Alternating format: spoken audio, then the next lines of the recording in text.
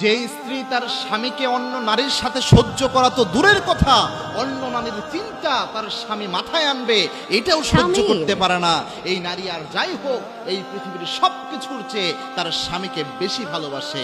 ভালোবাসা থেকে এই জিনিসটা আসে, অর্থাৎ তার স্বামীকে সে পৃথিবীর সবচেয়ে দামি সম্পদ মনে করে, যার কারণে স্বামীর সাথে অন্য কাউকে সে মেনে নিতে পারে না। সব কিছুতে সে ভাগ বসাতে পারে, কিন্তু স্বামীর ভালোবাসায় কাউকে সে ভাগ দিতে পারে না। মনে রাখবেন, বর্তমান সমাজে একটা মারাত্মক প্রবলেম হয়েছে যে অনেক ক্ষেত্রে পরকীয়ার সম্পর্কগুলো এত ব্যাপক আকার ধারণ করেছে, ম্যাক্সিমাম সমাজগুলোর পরিবার ব্যবস্থায় এই জিনিসটা চলে আসতেছে।